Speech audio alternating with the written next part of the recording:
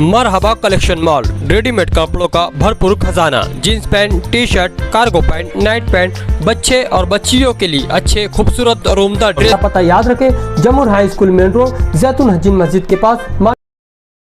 अल्हम्दुलिल्लाह,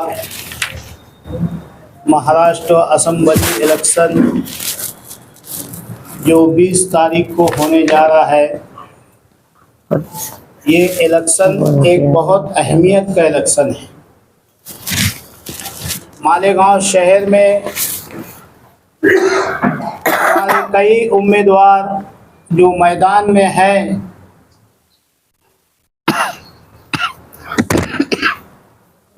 वो सभी लोगों ने मालेगांव आवामी पार्टी से अपनी हिमायत और तायद मांगी।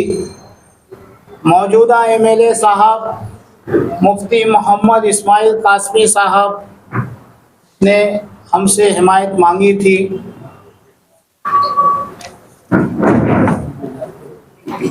महाविकास अघाड़ी के कैंडिडेट एजाज बेग साहब ने हिमायत मांगी थी।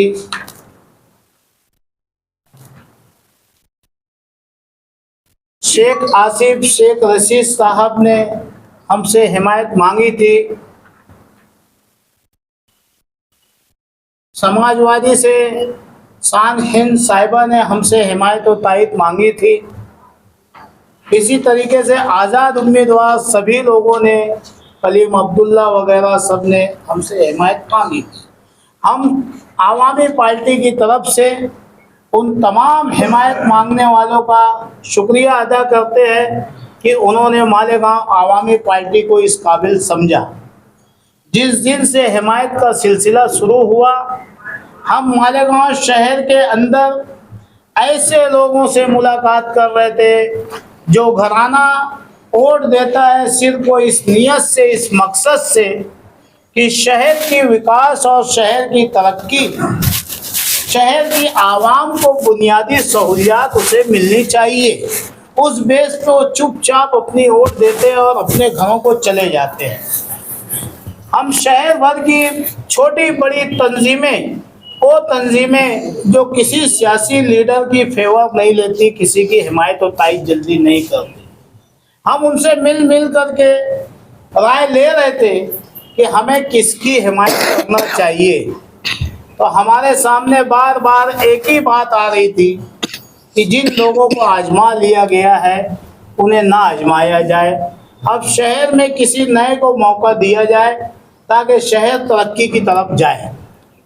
मालेगांव आवामी पार्टी के कोर कमेटी के तमाम जिम्मेदारान मशवरा करके एक राय से ये तय किए कि समाजवादी पार्टी की जो उम्मीदवार है शान हिंद साहिबा, इन्हें हिमायत और तायद दी जाए।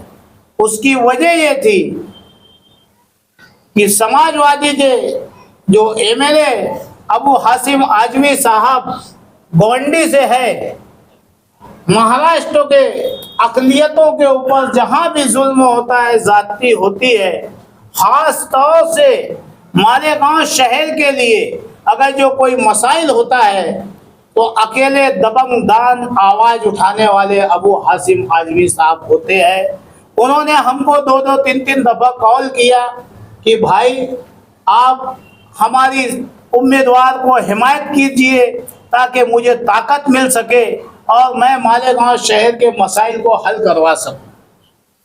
और सच्चाई भी यही है कि जिस वक्त शहर के सैजिंग के मसाइल हो या दीगर मसाइल हो, शहर का कोई भी मसला हो, फिरका वाराना मसला हो, तो हमारे शहर के एमएलए साहब ने तो आवाज़ नहीं उठाई। आप मीडिया गवाह है कि उस जगह पे खड़े रह के अबू हासिम आजमी साहब ने आवाज़ उठाई। उस बेस पे मालेगांव आवामी पार्टी कई शराइत के साथ, आवाम ने जो हमें राय दी, सारी आवाम की बातें हमारे लग लिखी हुई है कि क्या करना चाहिए हमें। दूसरे, हम लोगों ने जो 12 शराइत रखे, हर लीडर को हमने ये शराइत दी थी कि इस पे जो काम करेगा हम उस पे हिमायत करेंगे। तो शान हिंद साहिबा ने हमारी तमाम शर्तों को माना है कि भाई अगर जो मैं चुन के आती हूँ तो शहर के लिए आपने जो डिमांड किया है इन सारे डिमांड पे हम काम करेंगे। इसलिए मालेगांव आवामी पार्टी इन्हें आज हिमायत और तायद दे रही है। मालेगांव शहर जो 100% माइनॉरिटी का शहर है, इसे ज़िला बनाया जाए। मालेगांव शहर में भोली भाली मासूम आवाम को गैर कानूनी ज़मीनों की खरीद और फरोख्त का कारोबार रद्द किया जाए। आने वाला एमएलए मालेगांव म्यूनसिपल कॉरपोरेशन को हिदायत करके शहर की 80% टैक्स अदा करने वाली आवाम को तमाम बुनियादी सहूलियात फराहम किए, क्योंकि बस्ती में सड़क, गटर, लाइट, शजरकारी, टॉयलेट ये तमाम चीज़ें महानगर पालिका की जिम्मेदारी है। इसलिए एमएलए साहब अपने फंड को ज़ाय ना करें। एमएलए अपने फंड को उसी मद में इस्तेमाल करें जिसमें उसका इस्तेमाल करना सही है, जायज़ है। दिल्ली में जिस तर्ज पर प्राइमरी स्कूलों को डेवलप किया गया, इसी तर्ज पर इसी तरह मालेगांव के मासूम और गरीब बच्चों के लिए प्राइमरी स्कूलों का इंतज़ाम किया जाए। शहर में हो रहे तमाम तामीरी कामों को 15 दिन पहले से इस काम की एस्टीमेट कॉपी का बोर्ड लगाया जाए, ताकि शहरियान को पता चले कि उनके दिए हुए टैक्स से किस क्वालिटी का काम हो रहा है। आप जीत कर आते ही हेल्थ डिपार्टमेंट के अंदर फौरन दुरुस्तगी की जाए, ताकि मरीजों के लिए हर किस्म की ज़रूरियात और सहूलियात फराहम किया जा सके। बिजली कंपनी की मनमानी और गुंडागर्दी पर फौरन काबू पाया जाए। मालेगांव शहर में अजाब की तरह मुसल्लत हर साल 5% बढ़ रही घरपट्टी, नलपट्टी पर असम्बली में आवाज़ उठाकर उसे फौरन खत्म किया जाए। मालेगांव शहर में हो रहे आगरा रोड पर फ्लाईओवर ब्रिज का काम और बस स्टैंड से दरेगांव तक रोड के काम की इंक्वायरी बिठाई जाए, ताकि बदगुमानी करने वालों को जेल की सलाखों के पीछे डाला जा सके।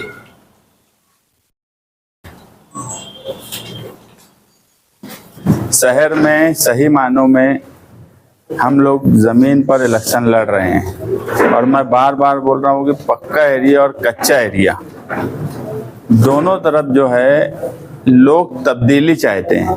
ये बिल्कुल एक लोगों के जहन में एक बात बैठ गई है कि ये शहर में 25 सालों में जो हालात हैं, और सबसे अच्छी बात यह है इस इलेक्शन में हमको कैंपेनिंग करने में कि हमको लोगों को बहुत तफसील से समझाना नहीं पड़ रहा है, क्योंकि कभी कभी ऐसा होता है कि काम काज होता है तो हम उसमें कोई नुक्स निकालते हैं, कुछ बोलते हैं ये ऐसा है वो ऐसा है, तफसील से समझाते हैं।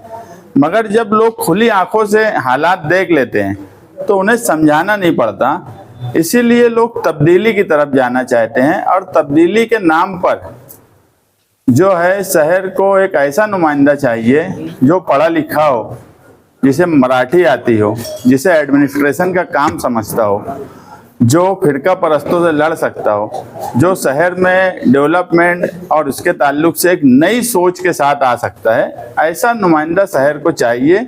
इसलिए लोग बड़ी तादाद में समाजवादी की हिमायत कर रहे हैं। मैं रिजवान भाई बैटरी वाले का शुक्रिया अदा करता हूं, और वेलफेयर पार्टी का भी शुक्रिया अदा करता हूं कि इन्होंने हमारी हिमायत दी।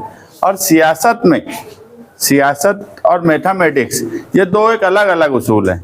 मैथमेटिक्स में 1 + 1 2 होता, 1 + 1 2 होगा, मगर सियासत में कभी कभी दो ऐसे लोग मिलते जो 1 + 1 11 होता। और वैसे ही रिजवान भाई बैटरी वाले और मैं इस सियासत में 1 + 1 11 है, 2 नहीं है। तो जो सियासत का आंकड़ा है वो मैथमेटिक्स के तौर पे नहीं देखा जा सकता कि किसको कितनी वोट मिली, किसको कब कितनी वोट मिली। दो लोगों का मिलना और उससे जो माहौल क्रिएट होता वही असल में सियासत का इलेक्शन है, और उसी तर्ज पे इलेक्शन होता है। और आप देख रहे होंगे कि एक बड़ी तादाद जो है शहर के सरकर्दा अफराद की, और मैं तो ये कहूँगा कि जो लोग ऐलान में बोल रहे हैं कि हमारा स्टेज देखो, उनको बोलना पड़ रहा है। शहर हमारा स्टेज देख रही है कि हमारा स्टेज क्या है और दूसरों का स्टेज क्या है। ये वाज़ेह फ़र्क है, और इस शहर में तब्दीली इंशाअल्लाह आएंगी। और 23 तारीख को मैं दावे से बोलता हूँ कि 23 तारीख को इस शहर को एक नया नुमाइंदा मिलेगा जो MBA है मास्टर ऑफ बिजनेस एडमिनिस्ट्रेशन, जो कि LLB है, जो सियासत पॉलिटिक्स से सियासत की हुई, ये सब तालीम है। अब इससे हटकर अगर मैं बोलूं तो सियासत उनके खून में है। एडमिनिस्ट्रेशन का काम कारपोरेटर से लेके अपोजिशन लीडर तक तजुर्बा है। तो ऐसे तजुर्बेकार लीडर की आज शहर को ज़रूरत है। जिस हिसाब से शहर का हाल हो गया है और जो 70% आबादी के साथ नाइंसाफ़ी हुई है, वो इंसाफ इसको मिलना चाहिए। और इस मर्तबा अगर इस शहर ने शान हिंद को नुमाइंदा बनाया तो मैं यही बोलूँगा कि हम इस मर्तबा सूद के साथ वसूली करने की तरफ जाएंगे इंशाअल्लाह। मैं मुसलसल इलेक्शन के ऐलान के बाद से शहर में घूम रही हूँ और शहर में तब्दीली की एक लहर है। और रिजवान भाई जैसे लोग, वो जो सियासी तौर पे किसी के साथ झुके हुए नहीं रहते, वो अवामी मुफाद के लिए काम करते हैं। ऐसे और वेलफेयर पार्टी ऑफ इंडिया के अरकान जो मुसलसल सिर्फ खिदमत खल्क के लिए काम करते हैं, अवामी मुद्दों को उठाते हैं, या कहना चाहिए किसी सियासी पार्टी या शख्स के दबाव में नहीं रहते, बेबाकी से अपनी बातों को लोगों के सामने रखते हैं। आज इनका हमारे साथ हिमायत करना इस बात की ज़ामिन है कि शहर तब्दीली की तरफ जा रहा है। ऐसी तब्दीली जो शहर को तरक्की दिलाए, पढ़ी लिखी, समझदार, सियासी सूझबूझ वाली। जैसा मैंने कहा कि सियासी सूझबूझ की कमी से अगर कोई नुमाइंदा आता है सियासत में और उसको इक़्तिदार या पोस्ट मिल जाती है तो एजेंट राज की शुरुआत हो जाती है। जैसे आप मालेगांव शहर में देखेंगे कि जब से सियासी लोगों का नुमाइंदा बनना साथी निहाल अहमद साहब के बाद से बंद हुआ, तब से वर्कर सियासी खत्म हो गए और हर चीज़ में जन्म दाखिले से लेके हर कागज़ के लिए एजेंट लगते हैं। तो ये सियासत का सवाल हुआ है। मालेगांव शहर में बुनियादी सहूलत के लिए लोग परेशान हैं। जो शराइत रिजवान भाई ने रखी, यकीनन इसी शराइत पर, इसी अज़्म के साथ हम लोग इलेक्शन लड़ रहे हैं। इसलिए हमारे लिए वो उनको मानना, उस पर सोचना का कोई सवाल ही नहीं था। हमारी खुद का आज़्म यह है कि मालेगांव शहर के मुस्तकबिल के लिए, बेहतर मुस्तकबिल के लिए, अमन के लिए, और इस शहर से मंशियात, गुंडागर्दी और जो सियासत कर रहे हैं लोग मजहब के नाम पर, शहर ये समझ रहा है कि वो कहीं ना कहीं फ़िरका परस्तों के आलेकार हैं। और ये समझते हुए ऐसे समझदार लोग जो आवाम के बारे में सोचते हैं, उन्होंने हमारी हिमायत की। मैं इनकी शुक्रगुजार हूँ और ये मानती हूँ मैं कि शहर तब्दीली की तरफ जा रहा है। मैं जब अभी आप लोगों के पास प्रेस कॉन्फ्रेंस के लिए आने लगी इनके पैगाम के बाद, तो रास्ते में मुझे शादी से निकलते हुए कई ख़वातीन ने रोका और मुझे कहा कि आप हिम्मत मत हारना, हम तो आपके साथ हैं। कई नौजवान लड़कियों ने कहा कि हम आप पर फ़ख्र महसूस करते। तो ये सब मेरे लिए एक फ़ख्र है, दुआ का सहरा है जो शहर उम्मीदें लगाया है। इंशाअल्लाह ये तब्दीली की लहर जो है ये मालेगांव शहर में बेहतर नतीजे लाकर 23 तारीख को शहर को कामयाबी की तरफ, तरक्की की तरफ ले जाएगी। ये मैं आपसे वादा करती हूँ। आपके मुखालिफ की तरफ से बात आई कि दोनों स्टेज पे आप देख लो, उनके पास कोई मुद्दे नहीं। किसी ने 10 साल इक़्तिदार किया है, किसी ने 15 साल किया और कारपोरेशन में 3-3 टर्म है। उनके पास एक दूसरे को गाली देना या किसी पर तनकीद करने के अलावा एक ऐसा काम नहीं जो बता पाए कि हमने खुद किया है। तो सब बिला वजह की फजूल बात करेंगे। इससे हटकर लगभग बिना वैसे के सबब ये बात कर लेंगे। मैं 10 साल पहले उन्होंने यहाँ पे स्कूल और दवाखाना बना रहे थे, अभी फिर वादों की खैरात बांटने के लिए चले आए हैं।